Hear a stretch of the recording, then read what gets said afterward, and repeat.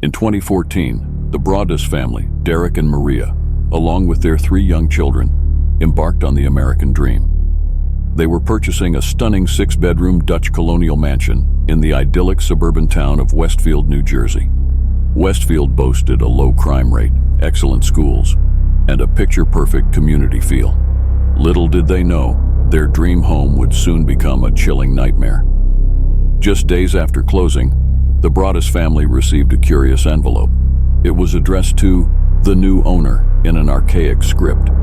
Inside, a handwritten letter signed simply, "The Watcher," welcomed them to the neighborhood, detailing the house's history, stretching back to the 1960s. The letter mentioned the family structure of previous residents, with an unsettling focus on the children. The letter read, "Welcome to the Watcher family. How many bedrooms do you have in the house? Who has the bedrooms facing the street? When will the young blood flow into the house?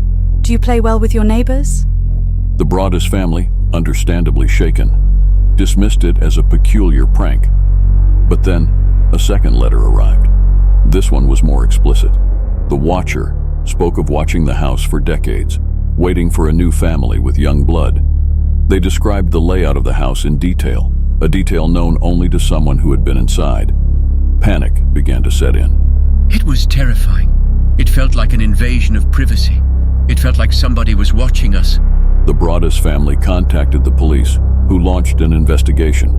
However, no fingerprints were found on the letters. The previous owners, the Woods family, were questioned. They admitted to receiving a similar, albeit less threatening, letter upon moving in. The unsettling connection deepened. We couldn't let the kids play outside. We couldn't even open the windows all the way. Fear became a constant companion. The Broaddus family lived in a state of hypervigilance. Every rustle in the bushes, every creak of the floorboards sent shivers down their spines. They hired security patrols and installed cameras, but the Watcher remained a phantom. The police investigation stalled, with no leads and a growing sense of helplessness. The Broaddus family, unwilling to risk their children's safety, ultimately backed out of the house, losing their dream home and a significant amount of money. And in today's breaking news, the Broaddus family has filed a lawsuit against the previous owners, the Woods family, alleging they knew about the Watcher's letters. The lawsuit against the Woods family revealed no new information. The identity of the Watcher remains a chilling mystery. The Broaddus family may have moved on, but the chilling legacy of the Watcher lingers, a haunting reminder that even in the heart of suburbia, true horror can take root. The oppressive August heat hung heavy in the air of Luttrell, Tennessee, on the night of August 1st, 1978. John Bell, his wife Dana, and their 5-year-old daughter Missy were settling in for the night in their new farmhouse. The old Victorian structure, perched on a hill overlooking the verdant valley, had an undeniable charm, but also a certain unsettling air. John, a Vietnam veteran with a no-nonsense demeanor, dismissed his wife's initial unease about the house. Dana, however, couldn't shake the feeling of being watched. As the clock ticked past 10 p.m., the first strange occurrence took place. A pungent, metallic odor filled the house, acrid and undeniable. John traced the smell to the attic but found nothing amiss, and the smell vanished as quickly as it appeared. The following nights were a relentless onslaught of the bizarre. Unexplained scratching sounds emanated from the walls, particularly near Missy's room. Furniture moved on its own. Doors slammed shut with unseen force. John, ever the pragmatist, blamed faulty wiring or settling of the old house. Dana, however, noticed a pattern. The activity intensified whenever Missy was around. On August 5th, the phenomena took a terrifying turn. John and Dana were awakened by a blood-curdling scream.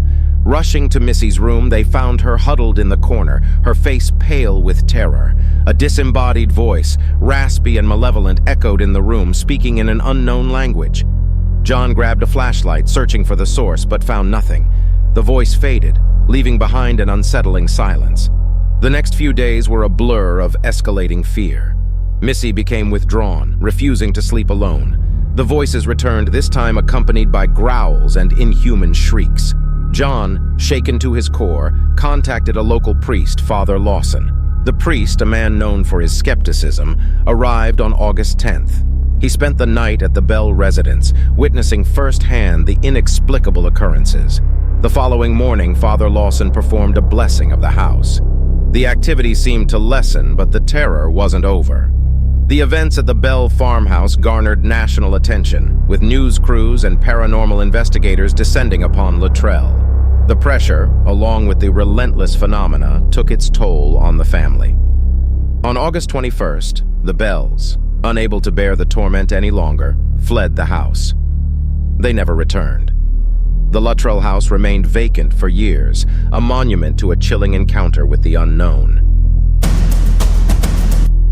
A dense fog blanketed Enfield, England, on the chilly night of August 31st, 1977. 11-year-old Janet Hodgson, along with her younger brother and sisters, were tucked into bed in their modest council house. Their mother, Margaret, a single parent struggling to make ends meet, was downstairs watching television. Around 1 a.m., a loud rapping sound erupted from the children's bedroom. Margaret rushed upstairs, finding them huddled together, white-faced and trembling. The source of the noise remained a mystery. The following nights brought a relentless barrage of similar occurrences, rapping on walls, furniture shaking, objects inexplicably flying across the room. The activity escalated to a terrifying level. The children woke to find their beds levitating. A heavy chest of drawers inexplicably moved across the room. One particularly frightening night, Janet reported feeling an unseen entity pinning her down to the bed, unable to breathe or speak. Margaret, at her wit's end, contacted the local council, who dismissed the claims as childish pranks. Desperate for help, she reached out to the Enfield Society for Psychical Research, a group dedicated to investigating paranormal phenomena. Enter Maurice Gross, a skeptical engineer with a knack for debunking hoaxes. Gross, along with his colleague, paranormal researcher Guy Lyon Playfair, embarked on a meticulous investigation. Over the course of several months, they witnessed numerous unexplainable events: objects flying, disembodied voices, even the children speaking in unknown languages. Gross meticulously documented everything, taking audio recordings and photographs. The most compelling evidence came in the form of a captured EVP, electronic voice phenomenon. During a recording session, a disembodied voice, clearly audible, spoke through the microphone, taunting the investigators with a chilling message: "Get out of here." The Enfield poltergeist case, as it came to be known, captured the public's imagination. News crews swarmed the house, documenting the bizarre occurrences. While some remained skeptical, the sheer volume and nature of the phenomena left a lasting impact.